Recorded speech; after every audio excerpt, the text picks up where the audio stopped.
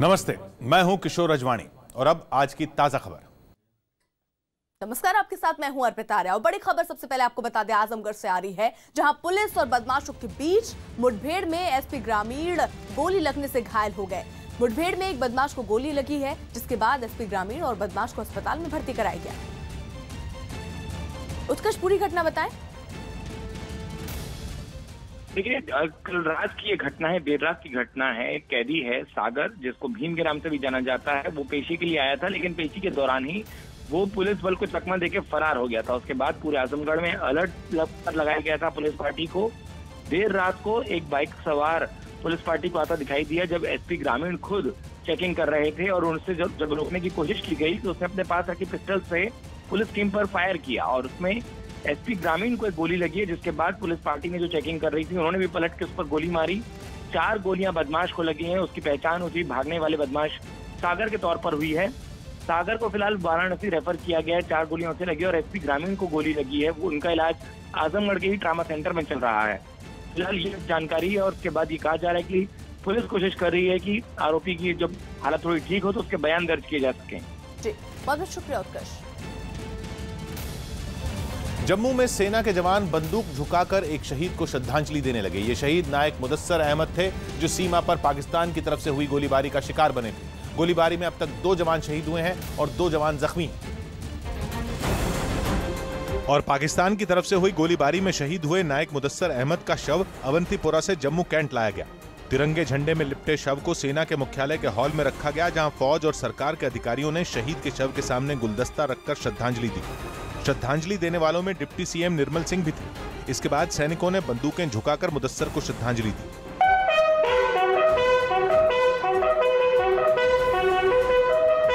Deputy CM Nirmal Singh ने एक बार फिर पाकिस्तान को चेतावनी दी। उसको सबक सिखाया जाएगा, सिखाया जा रहा है, लेकिन आने वाले वक्त में पाकिस्तान को इस सारा का जो है भुगतान करना पड़ेगा। इससे पहले अवंतीपुरा में भी नायक मुदस्सर अहमद को सेना के अधिकारियों ने श्रद्धांजलि दी। लेकिन पाकिस्तान की तरफ से हो रही गोलीबारी रुकी नहीं। पुंछ और राजौरी में पाकिस्तान ने भारतीय फौज की चौकियों और गांवों को निशाना बनाकर गोलियां और मोर्टार दागे, जिसके बाद पुंछ और राजौरी की सड़कों पर सन्नाटा पसरा रहा। लोग अपने अपने घरों में दुबके हुए थे। बाहर गोलियों की आवाजें गूंज रही थी। पाकिस्तान की तरफ से हो रही गोलीबारी का भारतीय सेना मुंहतोड़ जवाब दे रही थी। राजौरी के नौशेरा सेक्टर में गोलीबारी हो रही थी तो पुंछ के बालाकोट में पाकिस्तान लगातार गोलियां और मोर्टार बरसा रहा था। दोनों जगहों पर पाकिस्तान पिछले 4 दिन से लगातार सीजफायर का उल्लंघन कर रहा है, जिसमें अब तक 2 जवान शहीद हुए हैं, 2 जवान जख्मी हुए हैं और एक 8 साल की बच्ची की जान गई। सरहद पर हो रही भारी गोलीबारी की वजह से कई स्कूल और कॉलेज बंद कर दिए गए हैं और सीमा पर बसे गांव के लोगों को सुरक्षित ठिकानों तक पहुंचाने का काम शुरू हो गया।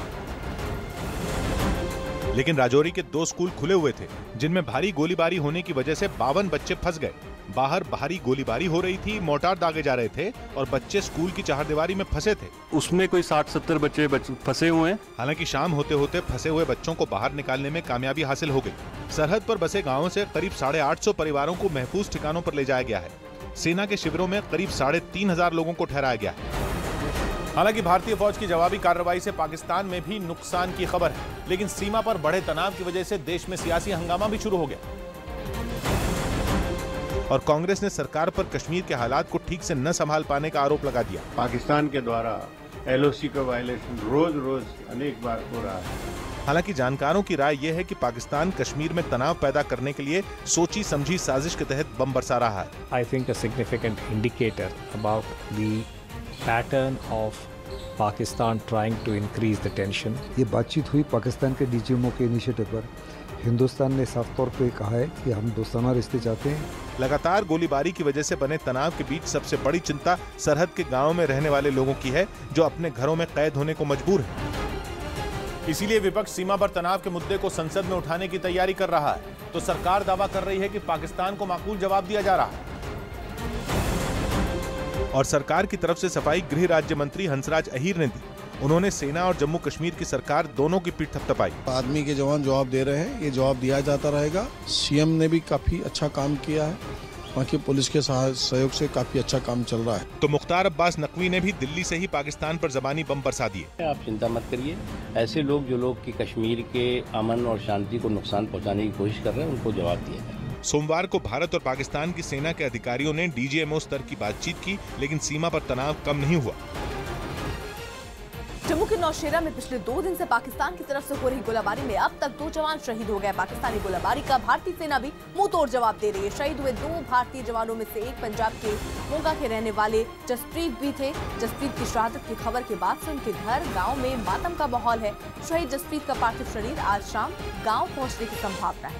परिवार को अपने बेटे की शहादत पर दुख तो है, लेकिन साथ ही देश पर जान न्यौछावर करने के लिए गर्व भी है। फोन आया था।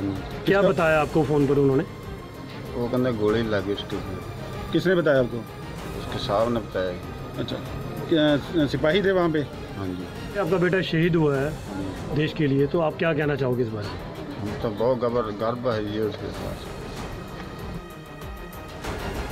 गोवा के सीएम मनोहर पर्रिकर ने बीजेपी की मुश्किल बढ़ाने वाला बयान दिया। पर्रिकर ने यह बयान गोवा की विधानसभा में दिया जब वो राज्य में बीफ की खपत पर बोल रहे थे,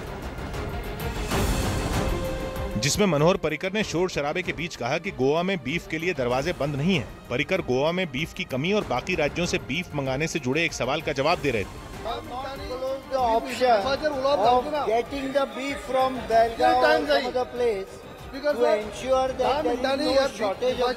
पर्रिकर के बयान के मुताबिक गोवा में रोज 2300 से 2400 किलो बीफ की जरूरत पड़ती है। गोवा में बीफ का उत्पादन रोज 2000 किलो ही होता है। बाकी बीफ गोवा में पड़ोसी राज्य कर्नाटक से मंगाया जाता है। गोवा में मनोहर पर्रिकर ही राज्य में पशुपालन विभाग भी देखते हैं, इसलिए उन्हें खुद बीफ से जुड़ा जवाब देना पड़ा, लेकिन उनका ये जवाब सियासी हंगामा खड़ा करने के लिए काफी था। इसीलिए विपक्ष ने बीजेपी को घेरने का मौका नहीं चूका। कांग्रेस ने तो इसे मजाक तक कह दिया। एक तरफ बीजेपी दूसरा स्टैंड लिए हुए लोगों को मारती है। मुख्यमंत्री कह रहा है कि हम गोमांस की सप्लाई कम नहीं होने देंगे, बढ़ाएंगे। तो इससे बड़ा जो है क्या हास्यास्पद बात हो सकती है। वाम दलों ने भी इस मुद्दे को लेकर बीजेपी से सफाई की मांग की। North east in states like Goa will give the opposite statement, the RSS and the BJP only they can answer. हालांकि बीफ का मतलब सिर्फ गाय का मांस ही नहीं होता, उसमें भैंस भी शामिल है। लेकिन गाय की हत्या पर रोक लगाने की मांग करने वाली बीजेपी गोवा में बीफ के कारोबार पर पहले से सवालों के घेरे में रही। रूस की राजधानी मॉस्को में एक 10 मंजिला इमारत में अचानक आग लग गई। जिस समय इमारत में आग लगी उस समय इमारत में तकरीबन 80 लोग मौजूद थे। मौके पर पहुंचे फायर ब्रिगेड के कर्मचारियों ने लोगों को सुरक्षित निकाला। बताया जा रहा है कि आग इमारत की 8वीं मंजिल पर लगी थी। राहत की बात ये रही कि इस आग की वजह से कोई हताहत नहीं हुआ। भारत और रूस अब मिलकर लड़ाकू हेलीकॉप्टर बनाएंगे। भारत और रूस मेक इन इंडिया के तहत 200 कामों मिलिट्री हेलीकॉप्टर बनाएंगे, जिसमें भारत की 50.5% की हिस्सेदारी होगी। अलीगढ़ में दबंगों का एक दलित लड़के को बांधकर डंडों से पीटने का वीडियो सामने आया है।